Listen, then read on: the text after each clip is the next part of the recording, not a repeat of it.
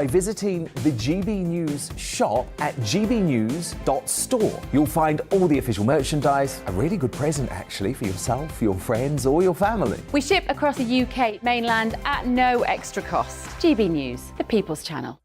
Here on GB News Live, we'll be keeping you in the picture, finding out what's happening across the country and finding out why it matters to you. We'll have the facts fast with our team of reporters and specialist correspondents. Wherever it's happening, we'll be there from 12 noon on TV, radio and online. GB News, the People's Channel, Britain's news channel. Monday to Thursday on GB News, it's Bev Turner Today from 10 a.m. We're going to be here for you, our GB News family, to keep you up to date, but also make you smile. The guy went from puberty to adultery. And I can't wait to bring a few of my own opinions. I have no time for cultural totalitarianism. We'll engage in passionate, but always polite debate, with your thoughts and opinions at the centre of it all. Only on GB News, the People's Channel, Britain's news channel. Hi there, it's Stephen and Anne. At breakfast from 6 a.m, you'll always be caught up with everything you need to know, the latest headlines, opinions and debates. We'll bring you the good news and the bad, but most of all, we're here for you. Remember, send in your views and let us know what you would like us to talk about.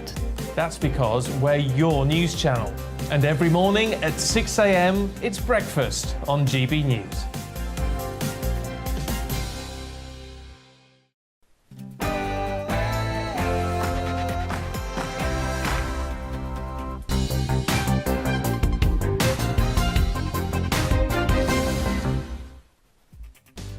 Good afternoon and welcome to The Briefing, your afternoon fix of all the latest political news, debate and analysis. I'm Arlene Foster and here's what's coming up over the next hour.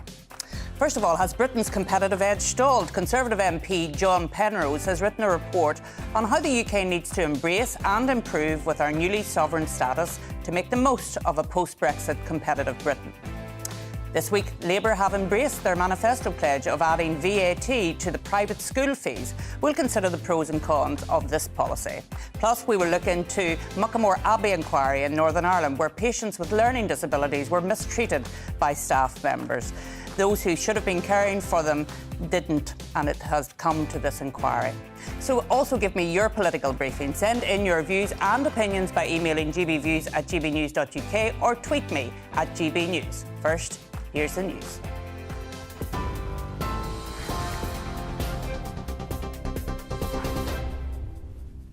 Thanks, Arlene. Good afternoon. It's 1 minute past 2. I'm Bethany Elsey, keeping you up to date from the GB newsroom.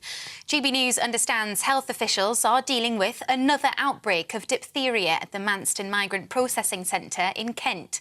The new cases were discovered among the more than 2,000 Channel migrants who've arrived on small boats in recent days. GB News has obtained exclusive still images from inside Manston revealing some of the basic conditions migrants are living in, including of the dormitories with sleeping mats side by side on the floor. Sajid Javid has announced he will not stand again at the next general election. The MP for Bromsgrove was the Health Secretary until July this year, when he stood in for the Tory leadership campaign. He's one of the most prominent Conservative MPs to announce they're to step down. He's also held other cabinet positions, including Chancellor and Home Secretary. In a letter to the Prime Minister, Mr Javid said serving the government had been the privilege of his life and that he hoped his best was sufficient. The Labour leader says the party's by-election win in Chester shows people want a change of government. Samantha Dixon increased the party's majority by more than 4,000 to almost 11,000. The contest was triggered by the resignation of former Labour MP Christian Matheson following complaints of serious sexual harassment, allegations he denies. Sir Keir Starmer says voters are fed up with financial chaos. The Labour Party has been putting forward a positive plan for the future, how we stabilise and grow our economy. So we were putting a positive choice to the electorate in Chester. The government is worn out, tired, has crashed the economy, and the verdict was very, very clearly given. And I think that's a clear message to the Prime Minister, Rishi Sunak, that people are fed up and they want a change. More young children have died from Strep A. The UK Health Security Agency has confirmed a child from St John's School in Ealing in West London has died from the infection. It's thought 3 others died in the past week, including 1 child in Surrey and another in Cardiff.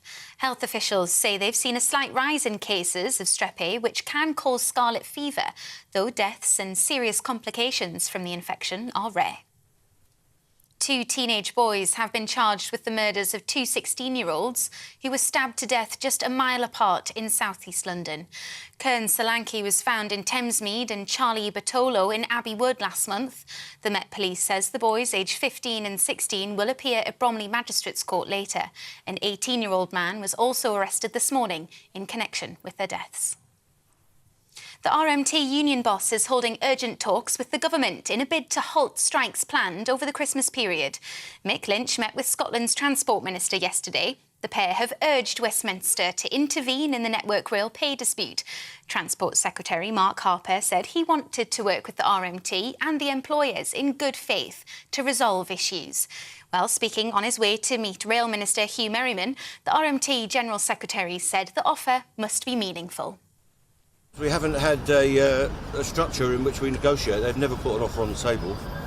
So hopefully, either today or over the weekend, they'll start to do that, and then we'll have to take that back to the union, see what they come up with. Well, they're definitely moving. It's definitely different to it was over the last 6 months. There's no doubt about that. But we've got to find out whether it's meaningful, whether it's just, window dressing. Royal Mail has been told it cannot keep blaming the COVID pandemic for late deliveries. It's after the firm had failed to meet several of its annual delivery targets last year. The regulator, Ofcom, says just 82% of first-class mail was delivered within 1 working day. That's below a target of 93%. Ofcom said performance at Royal Mail also fell well short of where it should be in the early part of this financial year. And Sir Elton John has been announced as the first headline act for Glastonbury Festival next year. Organisers say it'll be the final UK show of Elton's last ever tour. The star said he couldn't be more excited and that there's no more fitting way to say goodbye to British fans. The music event will return to Worthy Farm in Somerset in June.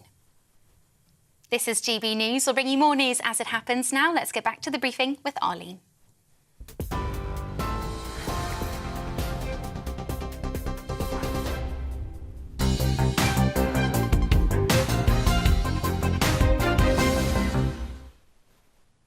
Welcome back to the briefing this Friday afternoon. Well, first of all, Britain needs to find its feet with its new sovereign status.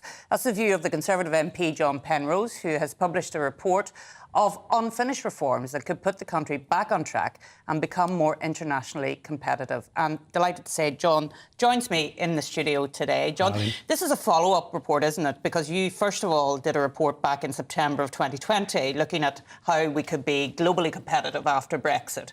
But things haven't gone as well as you'd hoped. Well, you're right, it's a follow-up report. And the good news is that the first report was actually commissioned by Rishi Sunak when he was Chancellor. So I'm rather hoping that now he's back as Prime Minister, he's in a great place to sort of drive the pace forward, because you're right, what's happened is quite a lot of stuff's happened, to be fair. About half of the original report's recommendations have either happened or been promised, but that still leaves the other half.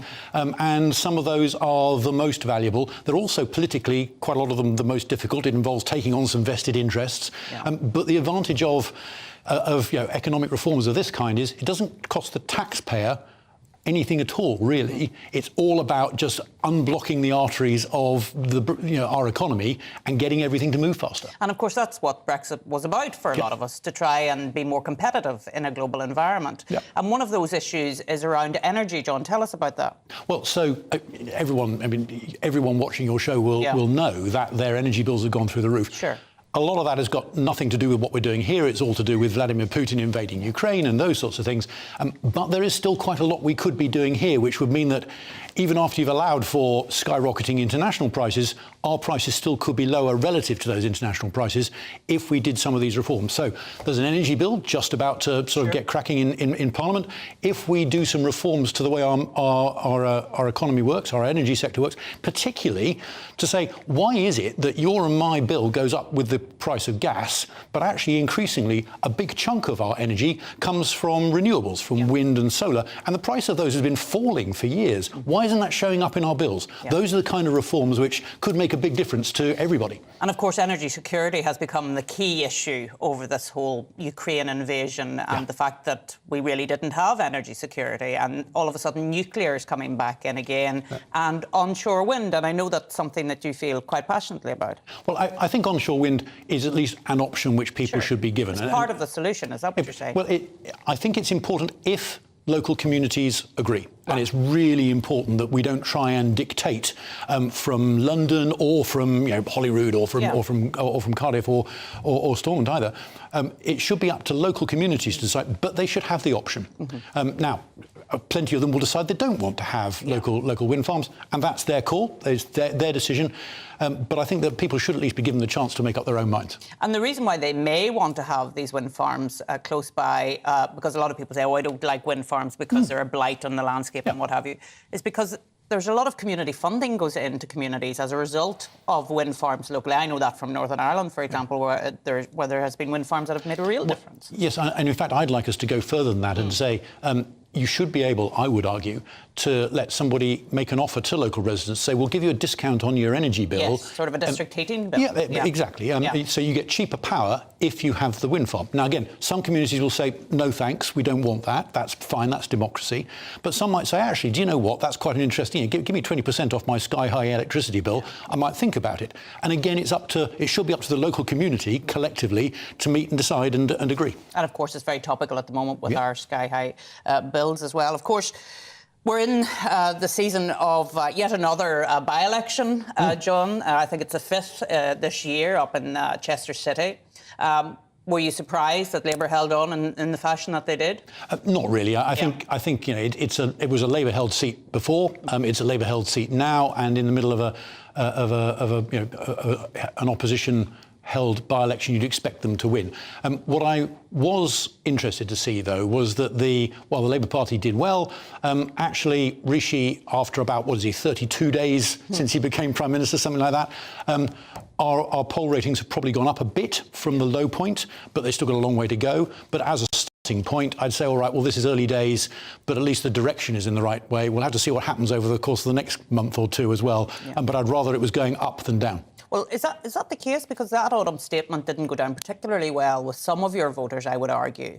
I mean, do you think that people will give them a chance in 6 months, a year, if things are moving in the right direction? I think that, the evidence on the basis of 1 month so far with Chester, and I know it's a by-election and therefore you shouldn't read too much into those and all that sort of thing, is that it's a bit better than it was 6 weeks, 2 months ago, so that's a great start. But you're right, it is only a start. And I think that what people wanted to see from the autumn statement, first and foremost, there's lots of other things people want, but first and foremost, people just wanted to see stability and a return to being boringly, predictably normal. And I think that is what actually has happened. Now, that doesn't mean to say that that's all that's needed, and that's why I'm talking about these reforms in my report.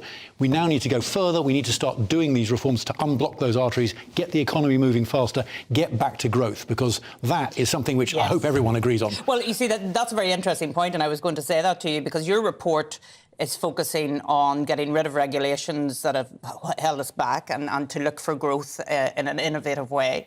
But yet, when the previous Prime Minister, Liz Truss, was focused very much on growth, the markets reacted very badly to that.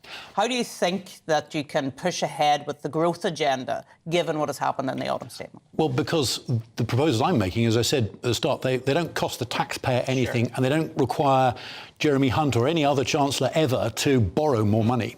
So they have the advantage of being really cheap, but very, very helpful to our Give us an example of what you're talking about, John. So, for example, at the moment, we talk about trying to get rid of the costs of red tape. That's a millstone which every company, every company has to carry around, strapped around its neck, dealing with form filling and all the like.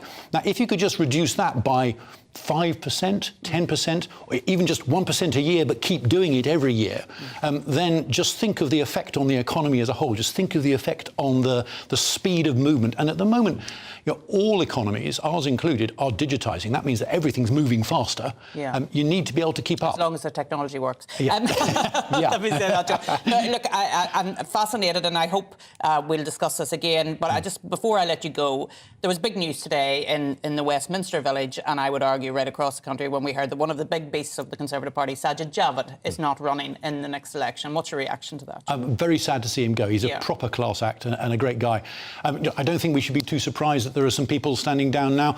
In a party of 350-something MPs, Conservative MPs, you'd expect to see, in a normal, run up to any normal election, you'd expect to see somewhere around about 40 or 50 people standing down. So I suppose what the public may not know is that each party says to their candidates and their sitting MPs, are you standing at the next election? And if you're not, we need to know. And we need to know by a deadline.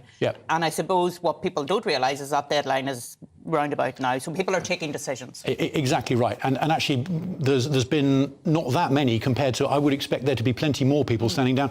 Just in any normal election cycle, you'd expect 10-15% of the party just to decide that they've got other things they want to do with their lives, so there'll be more as well. But Sajid is a class act. Sorry to see him go. Yeah, I would agree with that. I have worked with Sajid on many occasions, and I wish him well for the future. And John, thanks so much for coming into the studio. That's John Penrose, the MP for Weston-super-Mare.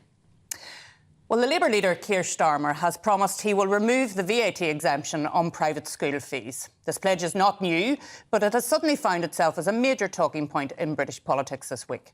There have been heated debates as to whether the move is the right one and what the repercussion of such a decision would be. Joining me now is Tim Clark. Tim's a secondary head teacher for 18 years in the state sector. He now works as a consultant and education advocate. Thank you so much for joining me this afternoon. And I suppose we shouldn't be entirely surprised by this coming to the fore again, because it's been in Labour Party policy for quite a while now. What's your reaction to VAT being put on private school fees? Well, afternoon, Arlene. No, it's not new, and of course it has been talked about in Conservative circles over the past 5 or 6 years. So no, it's not a new policy. And I'm afraid my real feeling, my gut feeling here is that this is political posturing. It's nothing at all to do with raising school standards. The issue of school fees, putting income tax on, or VAT rather, on school fees, I think it does sound very attractive to the electorate. It is attacking privilege. And if you look at what Michael Gove said on the subject back in 2017, he said that it's unfair that parents can buy privilege, can buy advantage for their kids, but then to give them a tax break on top seems to just add insult to injury. So I think it is a very powerful argument. And I'm not necessarily being counterintuitive here and disagreeing with it. I think there is a lot of merit in the argument. But what I am trying to argue is that there are some hidden drawbacks, some unintended consequences that could hit the wrong people. And I also think that Starmer and Labour has tried to make out that this is going to be a great nest egg for the state sector. And in reality, the figures don't add up to that. So, I mean, that's very interesting in terms of the nest egg, because we've seen this before where they say a tax is going to bring in an enormous amount of money, and actually it doesn't bring in anywhere near the amount of money that needs to be there. I mean, I can understand why this is very popular, particularly with Labour voters. But is there a risk, and I think that this is where you're heading with this, Tim, is there a risk that we're actually dragging down excellence, and for children who may be able to access those schools through scholarships, this will take that away from them? Yeah, absolutely. And obviously, I mean, I was a secondary head in the state sector for 18 years of 2 very different schools. And obviously, it does gall me that parents are able to buy those advantages that I could never offer to the kids in my 2 schools, one in rural Lincolnshire, one in the East End of London. So, it is, in that respect, this is a very attractive policy. But surely what we should be trying to do is level up the state sector, not bring down the independent sector. And I think there are 2 things here that need looking at specifically. The whole issue of charitable status. Now, there are some independent schools that do not take that seriously. They perhaps open the swimming pool on a Saturday morning or something like that. But you look at, say, the work done by Wellington College under Anthony Selden.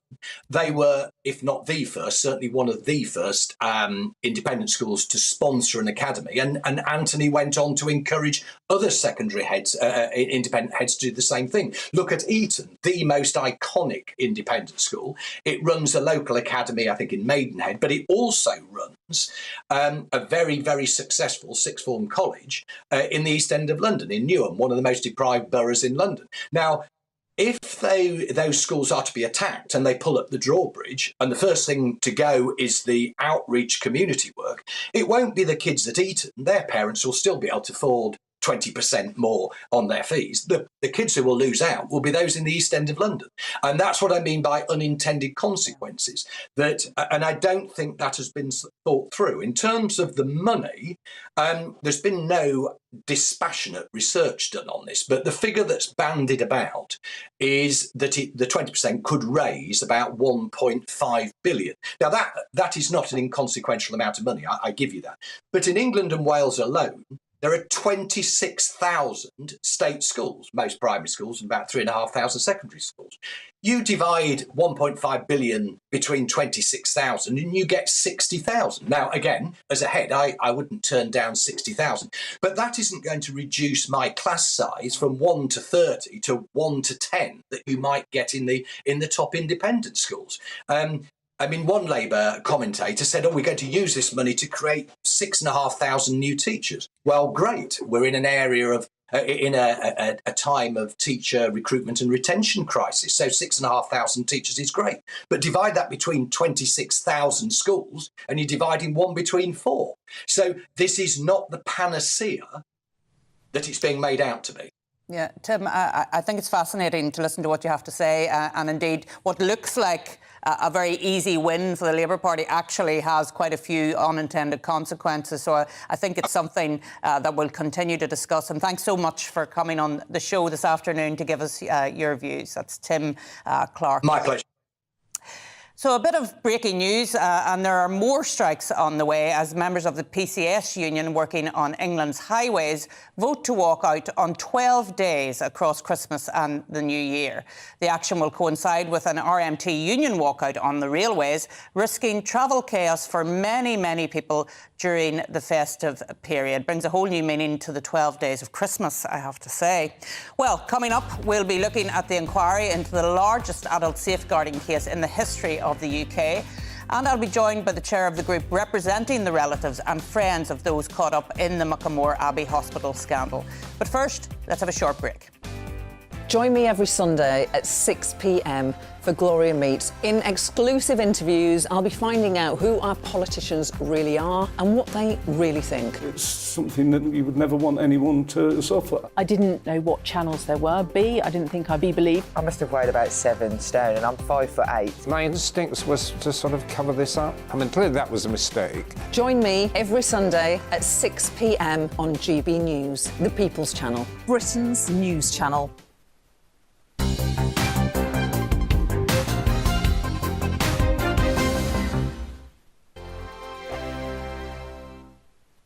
We are GB News, and we'd like to say thank you to each and every one of you for bringing us your conversations, for helping our great nation find its voice. We are here for you on radio, television, and online, across England, Scotland, Wales, and Northern Ireland. It's not the BBC, you actually get your facts right. We are proud to be GB News, the People's Channel, Britain's news channel. Monday to Thursday, 9 p.m. till 11 p.m. Join me, Dan Wootton. I'll bring you the sharpest takes and hottest debates. Do you not believe in prison? I don't believe in prison. I'm completely stunned. I guarantee you there'll be no spin, no bias, no censorship. I actually was personally quite offended by it. And no reason to go to bed. So I guess they've always been quite woke. That's Dan Wootton tonight on TV, radio and online. Monday to Thursday from 9 p.m. till 11 p.m. on GB News. The People's Channel, Britain's news channel. Hello there, it's Eamon Holmes here from Breakfast on GB News. We're not just on your television and your screens, you know. We're on DAB plus digital radio, so you can listen to your favourite shows on the move. If you've not yet listened to GB News Radio, it's very simple. We're on your radio player and tune-in apps, on your smart speaker, phone or tablet, or online at gbnews.uk. Take us with you wherever you go. GB News Radio. You never have to miss a moment of the People's Channel. Join me every Sunday at 6 p.m. for Gloria Meets. In exclusive interviews, I'll be finding out who our politicians really are and what they really think. It's something that you would never want anyone to suffer. I didn't know what channels there were. B, I didn't think I'd be believed. I must have weighed about 7 stone and I'm 5'8". My instincts was to sort of cover this up. I mean, clearly that was a mistake. Join me every Sunday at 6 p.m. on GB News, the People's Channel. Britain's news channel.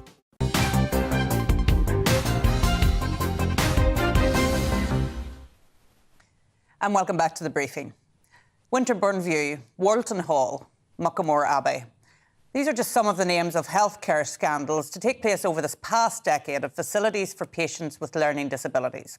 Over the course of 6 months, in 2017 to 2018, vulnerable patients were physically and mentally abused at Muckamore Abbey Hospital in Northern Ireland. It has been described as the largest adult safeguarding case of its kind. An inquiry to ascertain what happened is currently underway. Joining me now is Billy Moore. Billy is the chairman of the Society of Parents and Friends of Muckamore Abbey Hospital. Billy, you're very welcome to the show. Tell us, Billy, why did you decide to take on the role as chairman of the group? And what is your personal involvement with Muckamore Abbey? Well, I took the chairmanship on, I suppose, about 12 to 15 years ago. My brother was in Muckamore for many years. My parents, he had challenging behaviour and my parents couldn't look after him, basically. And it was affecting my mother's health. Now, I become involved with the society, shall we say, about 20 years ago, and it was started up with Greta McIntyre, Jack Murphy and Malcolm McNally. In about 62, it was for the welfare and to help the patients to give them a better life. Yeah. And to try and look after them the best we could. You know, we were crucial in the making of the swimming pool, the cosy calf that you will hear an awful lot of people talking to. We were running parties, we give them bicycles. We tried just to make their life a bit better. Yeah. And remember, in the beginning, there was about 800 residents in Muckamore. And so that's where the society, basically a bit of background, come from. Yeah. And then, obviously, about 2007, then they started this resettlement. Yeah. Now, it was, shall we say, get them out as quick as you can. Yeah. Doesn't matter where you put them. And I don't care what anybody says because I've been involved with resettlement from the very beginning. Yeah. And a lot of people have died of broken hearts, put in the wrong place. And it was a numbers game because you've got to remember, hard as it may come to a lot of people, but a lot of families weren't involved with their relatives that were in Muckamore. Yeah. So this is how this example really happened. Yeah. And the trust are so, how could you put it? The trust are a third secret agency. You have MI5 and you have MI6. And I think they're MI4. Yeah. Because there's no transparency. They don't tell the truth. And they hide as much as they possibly can. For what reason? I don't know.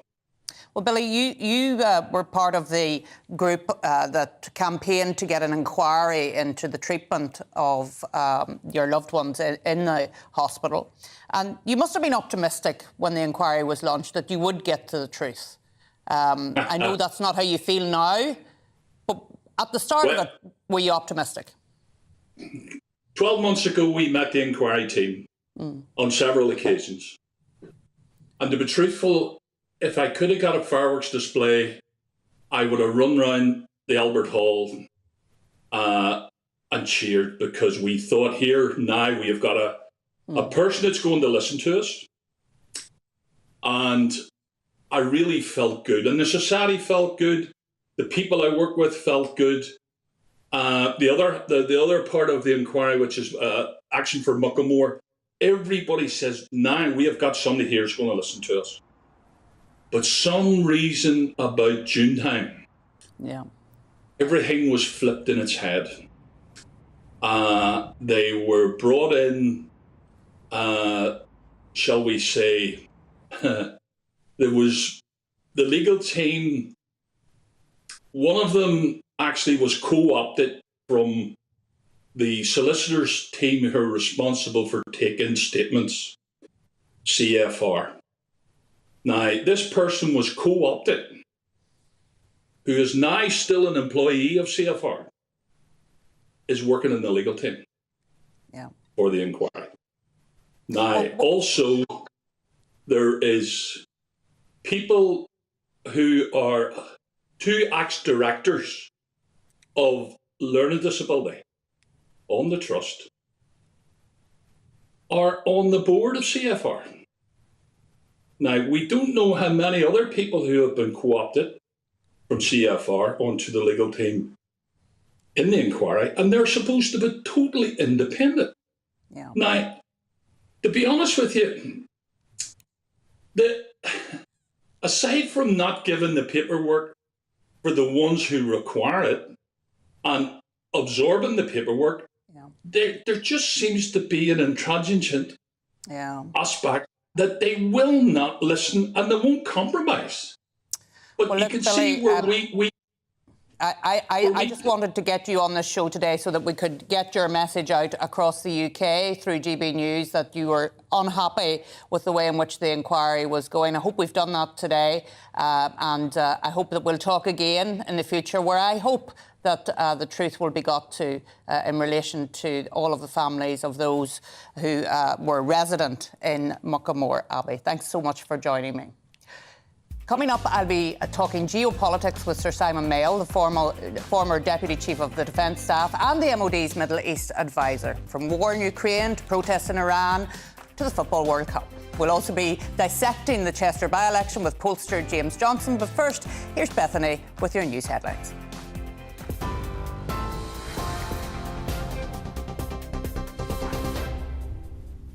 Arlene, thank you. It's 2:31. I'm Bethany Elsey in the GB Newsroom. GB News understands health officials are dealing with new cases of diphtheria at the Manston Migrant Processing Centre in Kent. The cases were discovered among the more than 2,000 Channel migrants who've arrived on small boats in recent days. GB News has obtained exclusive still images from inside Manston, revealing some of the basic conditions, including of the rooms migrants are sleeping in which have mats side by side on the floor. Sajid Javid has announced he will not stand again at the next general election. The MP for Bromsgrove was the Health Secretary until July this year, when he stood in the Tory leadership campaign. He's also held other cabinet positions, including Chancellor and Home Secretary. In a letter to the chairman of the Bromsgrove Conservative Association, Mr Javid said serving the government had been the privilege of his life and that he hoped his best was sufficient. And Matt Hancock has appeared in the House of Commons, introducing the second reading of his dyslexia bill. It's the first time he's appeared in Parliament since his 3-week stint on ITV's I'm a Celebrity, Get Me Out of Here. It's also a pleasure to be here and to be clean and well fed. The former Health Secretary had the Conservative Party whip removed when it was announced he'd appear on the show. He's currently sitting as the independent MP for West Suffolk. He's expected to tell Parliament the current approach to dyslexia must change. More young children have died from Strep A infection. The UK Health Security Agency has confirmed a child from St John's School in Ealing in West London has died from the infection. It's thought 3 others have died in the past week, including 1 child in Surrey and another in Cardiff. Health officials are understood to have seen a slight rise in cases of Strep A, which can cause scarlet fever, though deaths and serious complications are rare. You're up to date on TV, online and DAB Plus radio. This is GB News. Don't go anywhere. We'll get back to the briefing with Arlene in just a moment.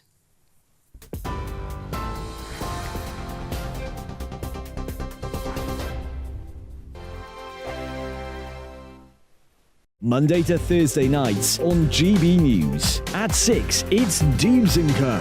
7 o'clock, Farage. At 8, join Mark Stein. And at 9, Dan Wootton Tonight, followed by Headliners. On TV, radio and online. This is GB News. We are GB News, the People's Channel. Why not take us home with you by visiting the GB News shop at gbnews.store. You'll find all the official merchandise, a really good present actually for yourself, your friends or your family. We ship across the UK mainland at no extra cost. GB News, the People's Channel. Here on GB News Live, we'll be keeping you in the picture, finding out what's happening across the country and finding out why it matters to you. We'll have the facts fast with our team of reporters and specialist correspondents. Wherever it's happening, we'll be there from 12 noon on TV, radio and online. GB News, the People's Channel, Britain's news channel. Monday to Thursday on GB News, it's Bev Turner Today from 10 a.m. We're going to be here for you, our GB News family, to keep you up to date, but also make you smile. The guy went from puberty to adultery. And I can't wait to bring a few of my own opinions. I have no time for cultural totalitarianism. We'll engage in passionate, but always polite debate, with your thoughts and opinions at the centre of it all. Only on GB News, the People's Channel, Britain's news channel. Hi there, it's Stephen and Anne. At breakfast from 6 a.m, you'll always be caught up with everything you need to know, the latest headlines, opinions and debates. We'll bring you the good news and the bad, but most of all, we're here for you. Remember, send in your views and let us know what you would like us to talk about. That's because we're your news channel. And every morning at 6 a.m, it's breakfast on GB News.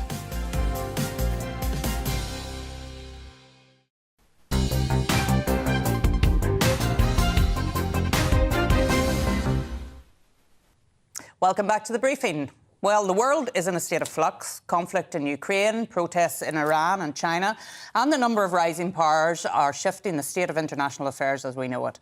Today, President Biden has signalled his intent to meet with President Putin if it could bring an end to the war in Ukraine. Meanwhile, as we continue to observe growing Middle Eastern soft power at the Football World Cup in Qatar, Saudi Arabia are also looking to get in on the action. Well, joining me in the studio to discuss a wide range of shifts in geopolitics is Lieutenant General Sir Simon Mayo. Sir Simon is the former Deputy Chief of the Defence Staff.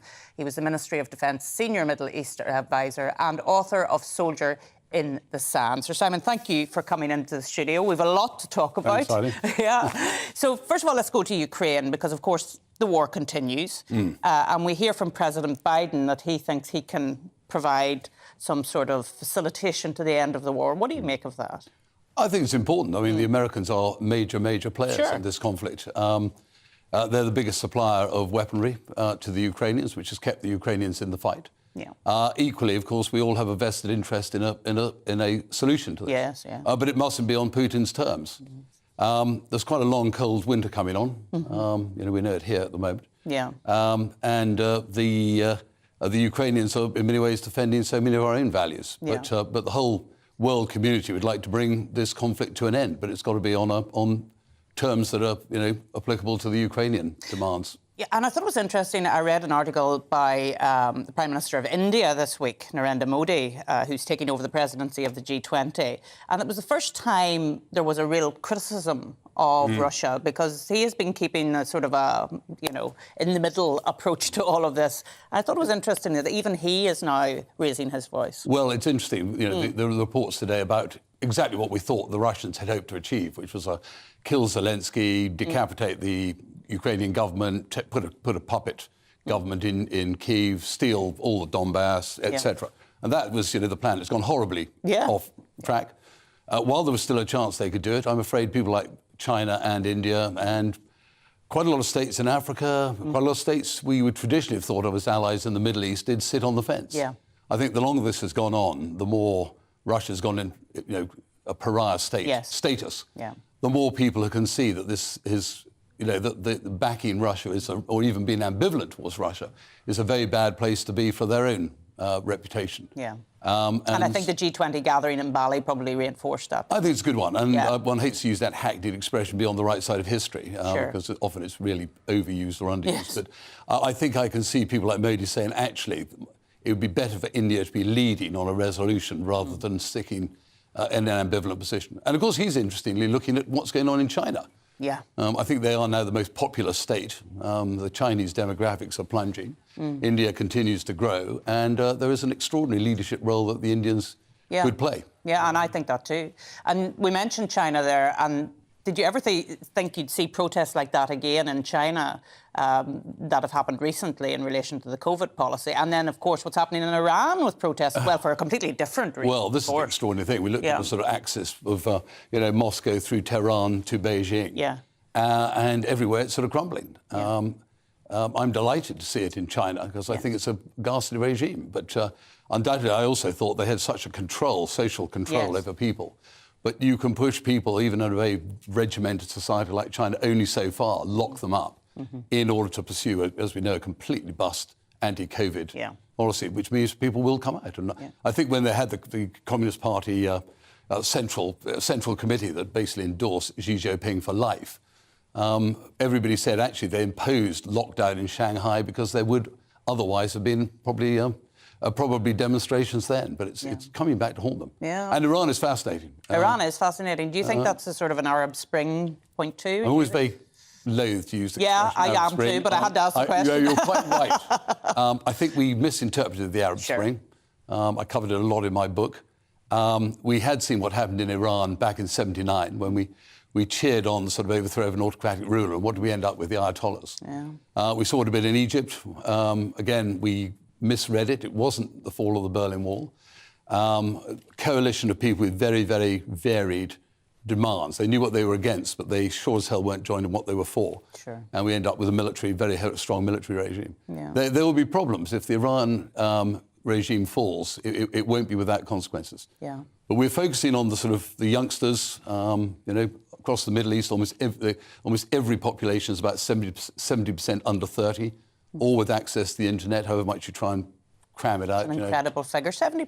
It's about 70% under 30. Great. Saudi Arabia the same, Egypt the same, etc. It's incredible. But there's almost an insurgency in the Kurdish region now, in Baluchistan region, in the Arab regions of Iran. So this is bigger than what we largely focus on, which is young people, particularly women, protesting quite rightly. Yeah. And what's interesting, I think, Arlene, is what's going on in Saudi Arabia, the reform movements there are swinging across to Iran. And they're saying if the young people there, if women can be educated, drive, run boards, appear in public, why are we, Iranians, with our glorious civilizational, cultural history, not being offered the same route? So that ideological confrontation between Iran and Saudi Arabia through the Sunni Shia is beginning to fragment, maybe for the best. Fascinating. And just very briefly, you were in Qatar at the World Cup. I was, yeah. Is there much ambition in the region for things changing and moving on? I think there's huge ambition. And I think often the stereotypes are unfair. They are often fed by people who've got an agenda against the royal families in the Gulf.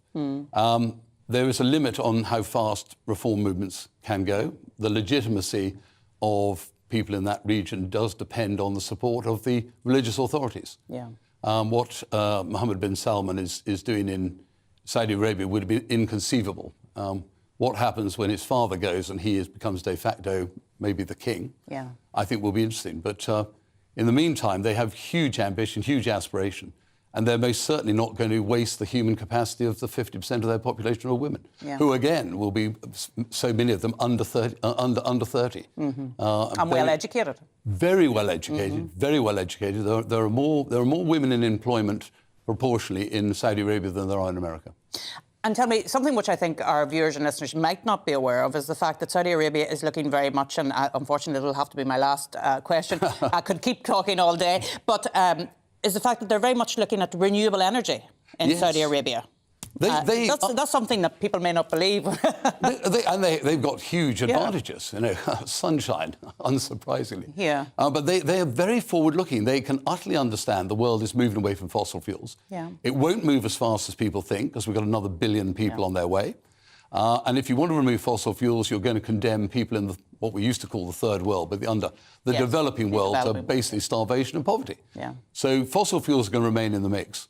But they want to lead. They want to lead on the green revolution in a way they've almost led on the fossil fuel underpinning of modern economy. Yeah. So interesting times. And I say I'm never an apologist or defensive, but people should go there before they criticise, because there's an awful lot of very exciting things going on. Yeah, we'll get there. Absolutely. The whole region is fascinating. I've had the great privilege of visiting, and it's a fascinating place to go to. Thank you so much for coming in, Simon. Thank you. Thanks a million. Well, yesterday was the 5th by-election of the year, following the resignation of Chris Matheson due to allegations of unwanted sexual advances. Labour have held the city of Chester seat. The Labour Party increased their vote share by nearly 12 percentage points to pass 60% of the vote. Meanwhile, the Conservatives slipped to only 22.4% of votes cast.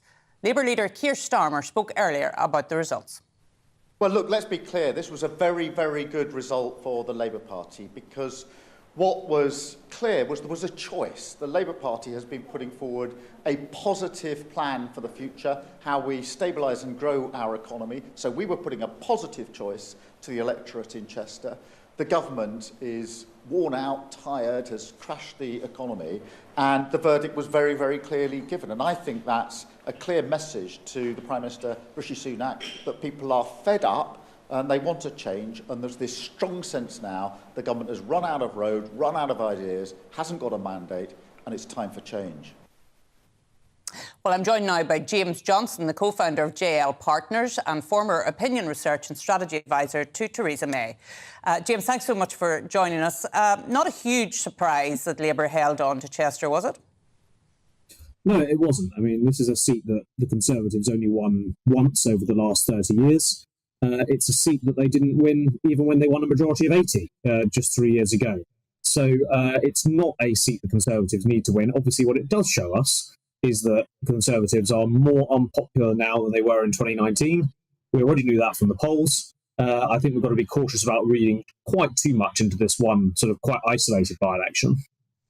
Yeah, I think that's probably right. But it comes off the back of a number of by-elections, as I was saying in my introduction, this year. And it has been a very difficult time for the Conservative Party with 3 prime ministers within a couple of weeks. And what do you make of the polls that are saying Conservative voters are looking to Reform UK as another vehicle to move to? Yeah, well, we've seen Reform UK go up to as much as 9% in some of the polls. I think the most recent YouGov poll there had 9% of people saying they'd vote for Reform. I think it's a threat to the Conservatives. I think it's a slight threat to Labour as well, because they need to win back some of these Conservatives who could be instead tempted by Reform UK.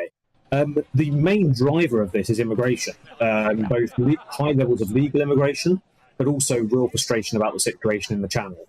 And I think the Conservatives really need to try and lance the boil on this, get ahead of the game, announce some serious big interventions on immigration, because otherwise I think we are going to see Reform grow and grow. Now, Reform UK, it's quite unknown. The leader, Richard Tice, is not that well known in the public as a whole. It probably needs some sort of major moment or someone much more well known to lead them or to stand for them to really cut through. But certainly a danger and something the Conservatives should be very worried about.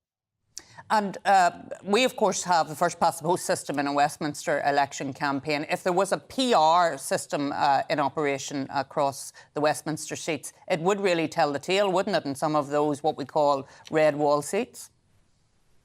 Yeah, no, absolutely. And I think that's one of the things the Conservatives will be pleased with, that the first past the post system does mean that ultimately they can't do too much damage on a seat level, but they absolutely can make a difference to an election.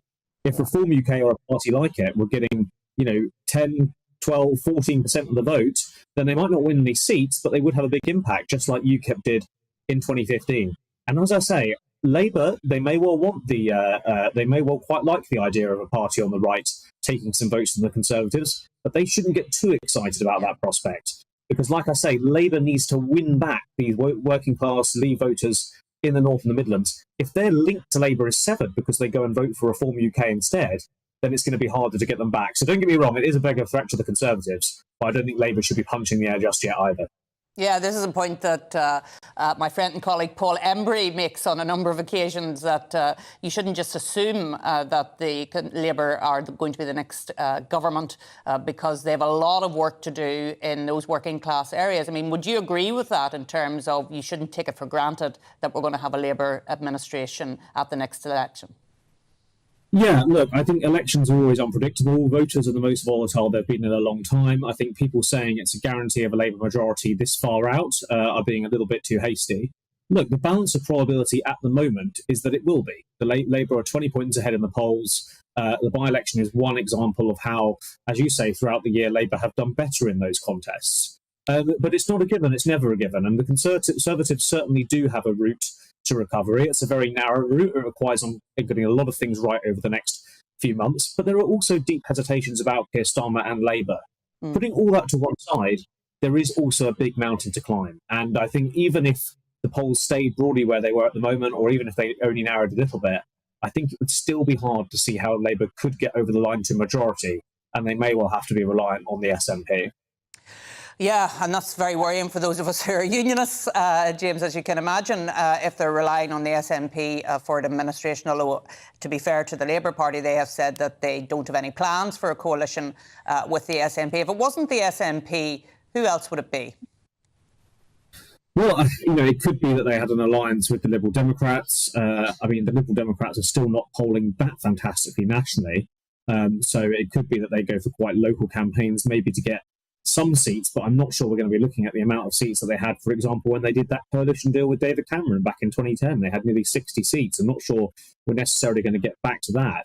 And you say that, you're absolutely right. Labour have come out and said they won't do any deals. All I would say is that when a deal with the SNP is the only thing between Keir Starmer and number 10, he may well change his mind.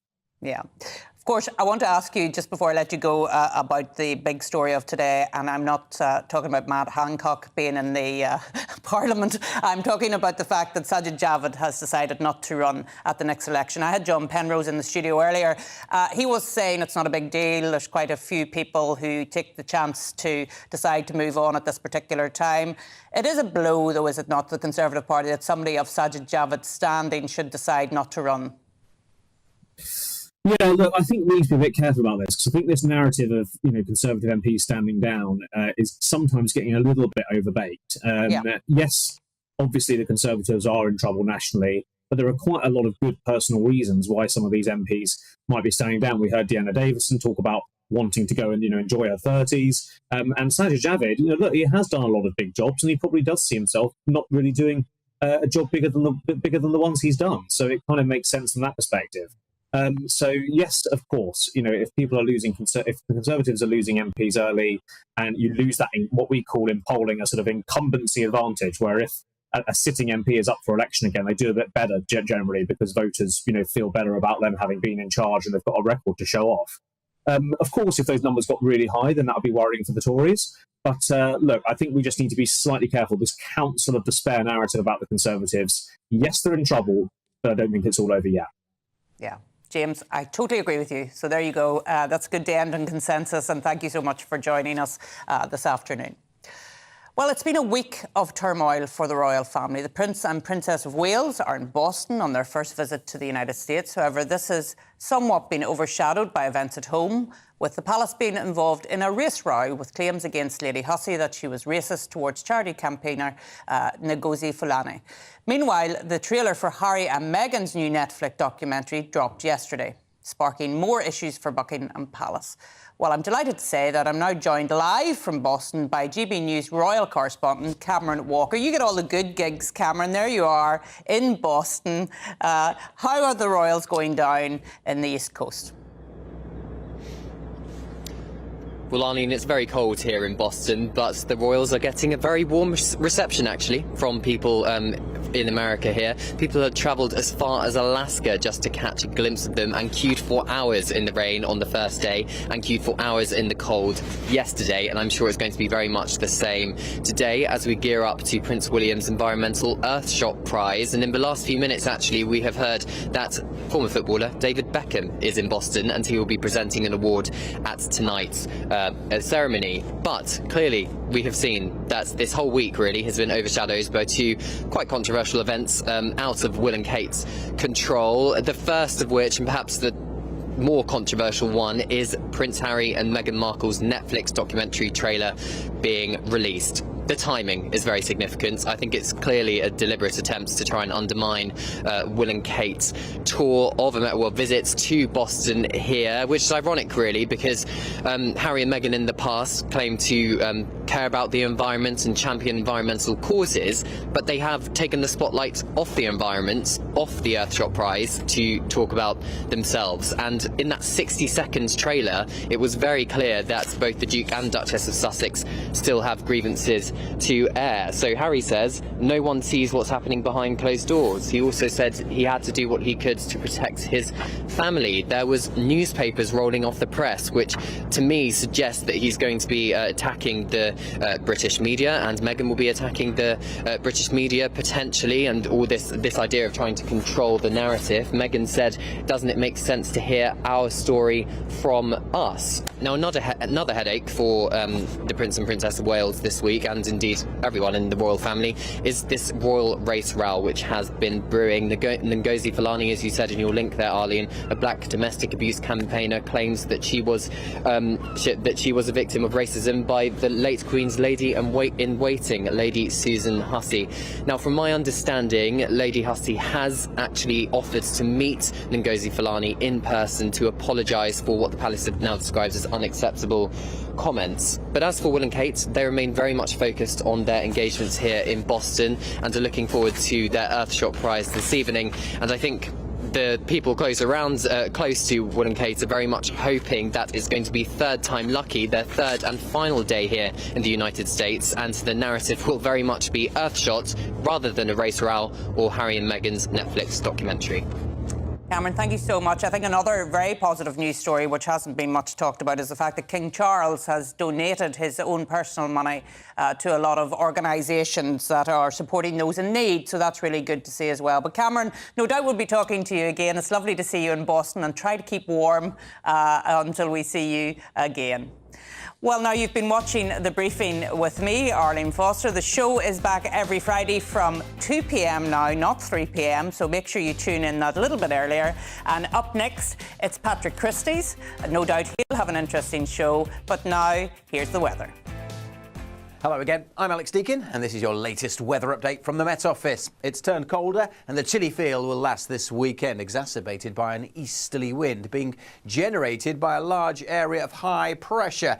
This area of high just sitting away to the east. We do have a couple of areas of low pressure further west, but the high is winning out and generating an easterly wind, bringing our air and all our weather in from the North Sea. So it's these eastern areas most likely to continue to see a few showers through the evening period. Further west, generally staying dry. Some mist and fog thickening up across parts of Wales and southwest England. Could be quite dense for a time this evening. Where we see some clear skies across southwest Scotland, northwest England, we are likely to see a touch of frost in the countryside, perhaps 2 in the southwest. But most of us will start at about 3 or 4 degrees into the weekend.